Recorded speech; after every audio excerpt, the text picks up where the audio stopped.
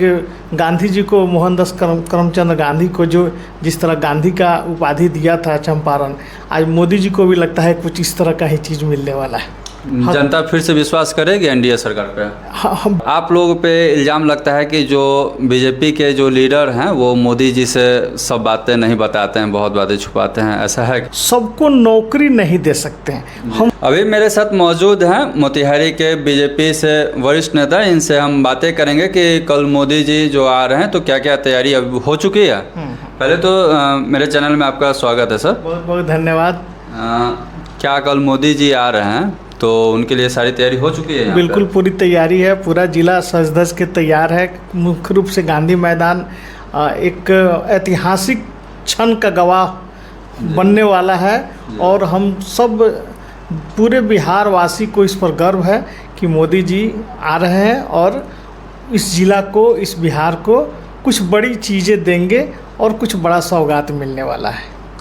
अच्छा, मोदी जी जो आ रहे हैं तो कल अमृत भारत मोतिहारी से दिल्ली का भी उद्घाटन करेंगे, तो क्या लग रहा है कि मज़दूरों के लिए काम क्या हुआ है इसमें? मोदी जी का मानना है कि सबको नौकरी नहीं दे सकते हैं, हम रोज़गार के लायक बना सकते हैं। मेक इन इंडिया हो चाहे स्किल इंडिया हो, ये सब इसी दिशा में काम कर रही है।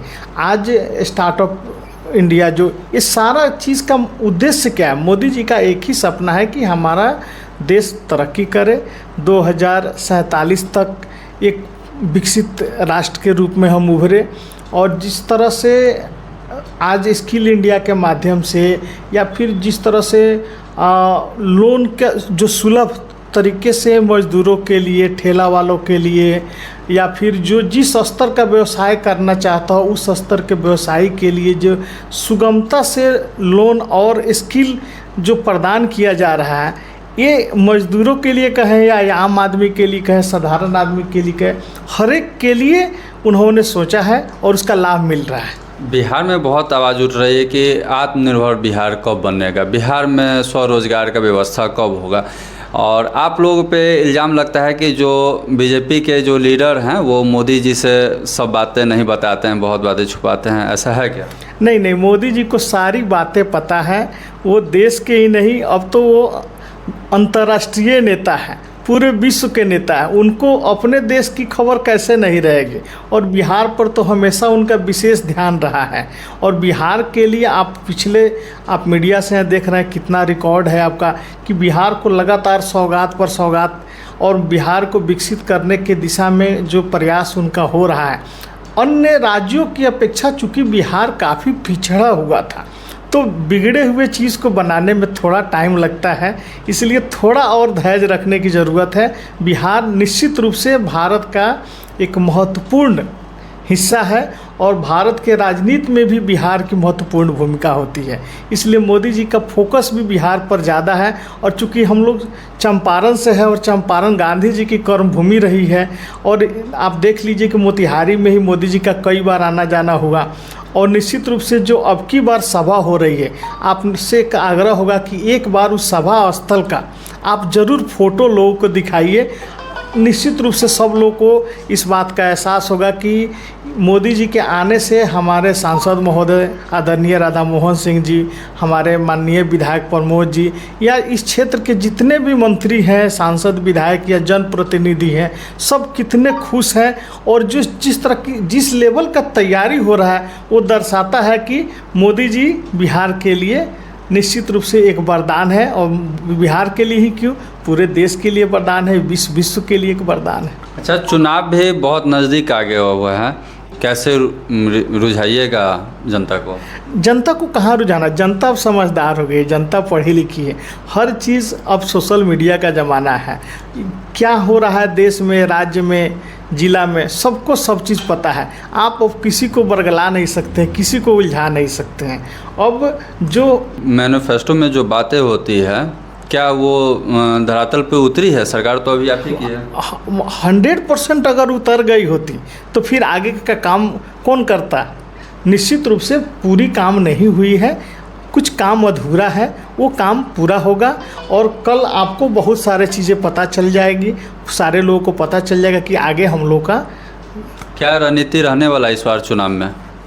चुनाव में तो हमको लगता है कि जिस तरह से विकास हुआ है, जिस तरह से लोग जागरूक हुए हैं, जिस तरह शिक्षा का स्तर बढ़ा है, जिस तरह से विश्व के मानचित्र पर भारत का स्थान बना है, जिस तरह से विदेश नीति बनी है, जिस तरह से कूटनीति बनी है, उस हिसाब से पब्लिक सब कुछ देख रही है और मुझे लगता है कि अभी बीजेपी की स्पष्ट सरकार बनेगी, निश्चित रूप से एनडीए की सरकार बनेगी बिहार में। जनसुराज भी बहुत अपना दमखम दिखा रही है और जनसुराज बोल रही है कि अब बिहार की बात होगी, बिहारी फर्स्ट की बात होगी, और आप बोल रहे हैं कि मेरा मानना है कि जनसुराज को अगर ठीक से जानना है तो थोड़ा सा बैक पीछे जाना पड़ेगा और जो बिहार में 4 विधानसभा पर उपचुनाव हुए थे उसका एक बार रिकॉर्ड देखना पड़ेगा और हम समझते हैं कि वो टेलर था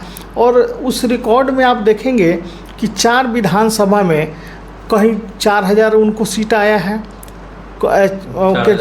मैंने वोट आया है, कहीं 6000 आया है और इतने मैंने कम वोट लाना एक तो अपने आप में ये शर्मनाक बात है। वो तो बोल रहे हैं कि उस टाइम में नया नया था तो अब, लेकिन अब पूरा दावा कर रहे हैं कि सरकार में हम आ रहे हैं। दावा करना अच्छी बात है, प्रयास करना अच्छी बात है, बिहार बदलाव की बात करना अच्छी बात है, लेकिन हकीकत क्या है? जनता फिर से विश्वास करेगी एनडीए सरकार पे? हम विश्वास का ही तो नतीजा है ना। अभी मोतिहारी का सीट देख लीजिए कि हमारे कितने विधायक हैं, पूरे पार्लियामेंट को देख लीजिए और जो आप अभी देखे पाकिस्तान का जो मामला था, जो अभी 2 दिन पहले शुभांशु शुक्ला को देखे अंतरिक्ष का जो यात्रा था, ये सब क्या दर्शाता है? सर, बिहार की बात कब होगी यहाँ पे? रोजगार, स्वास्थ्य, शिक्षा के बारे में कब होगी यहाँ पे? आपको क्या नहीं मिल रहा है? पीएमसीएच का इतना बड़ा बिल्डिंग बन गया, आप छोटा स्तर छोड़ दीजिए, पूरा बिहार स्तर, मोतिहारी तो बिहार में ही है, मोतिहारी का विकास आप देख लीजिए। आप लोग बार बार इल्ज़ाम लगता है कि आप लोग मोदी जी से सब बात छिपाते हैं। हम लोग क्या छिपाएंगे? जो सूचना तंत्र है, जो जनसंपर्क विभाग है, सारी बातें वहाँ तक पहुँचती हैं और मोदी जी अब तो मन की बात के माध्यम से बहुत लोगों से बात करते हैं, हम लोग भी मिले हैं व्यक्तिगत रूप से उनसे, तो निश्चित रूप से लगता है कि वो बहुत करीब तक और गहराई तक, और कभी कभी जब वो डाटा पेश करते हैं ना, बिना किताब और बिना हमको लगता है कि लिखित देखे हुए वो जितनी चीज़ों को बोल देते हैं, इससे भी आप उनके मानसिक के जो उनका टैलेंट है आप देख सकते हैं और उनसे कुछ भी छुपा नहीं है। क्या क्या तैयारी हो चुकी है अभी मोदी जी कल आ रहे हैं तो? सारी प्रशासनिक व्यवस्था चुस्त दुरुस्त हो गई है। इसका मॉनिटरिंग खुद हमारे आदरणीय नेता हम लोग के गार्जियन राधा मोहन जी कर रहे हैं और हमको लगता है कि मोतिहारी, बेतिया, बगहा, वाल्मीकि नगर और यहाँ तक कि आपको पटना से जो पुलिस के सबसे बड़ा आला अधिकारी है वो सारा लोग डेरा डाले हुए। मोतिहारी की स्थिति अभी ऐसी है कि न कहीं रूम है न कहीं होटल है, सारे प्रशासनिक पदाधिकारी और पुलिस पदाधिकारी और सुरक्षाकर्मी से भरे पड़े हैं। 10,000 अतिरिक्त पुलिस बल को बुलाया गया है सुरक्षा। हमको लगता है कि 10,000 हो या उससे भी ज़्यादा हो सकता है, वो महत्वपूर्ण नहीं है। महत्वपूर्ण है कि जनता का रुझान क्या है, जनता कितना खुश है और उनको सुनने के लिए, समझने के लिए रोड शो भी करने वाले हैं मोदी जी। इसके लिए एक जनता में अलग प्रकार का उत्साह है और निश्चित रूप से बहुत बड़ा ऐतिहासिक ये होने वाला है। ये पटना में जो ऑपरेशन सिंदूर के तहत हुआ था, तो ऐसा ही कुछ होगा या इससे कुछ हट नहीं? ये सबसे बड़ा होने वाला है। मुझे लगता है कि ये मोदी जी का, बिहार का और ये चंपारण, एक गांधी जी को, मोहनदास करमचंद गांधी को जो जिस तरह गांधी का उपाधि दिया था चंपारण, आज मोदी जी को भी लगता है कुछ इस तरह का ही चीज़ मिलने वाला है। वजह एक है बिहार का विकास। बिहार का विकास बस बिहार के विकास। तो कल वादे पे वादे होंगे या धरातल पर उतरेंगे उन सब चीज़? निश्चित रूप से धरातल पर उतर रही है और उतरेंगे भी, और मोदी है तो सब कुछ मुमकिन है। चलिए, आपने वीडियो के माध्यम से देखा, आप अपनी राय इस पे क्या देते हैं? अपनी राय कमेंट बॉक्स में ज़रूर दें।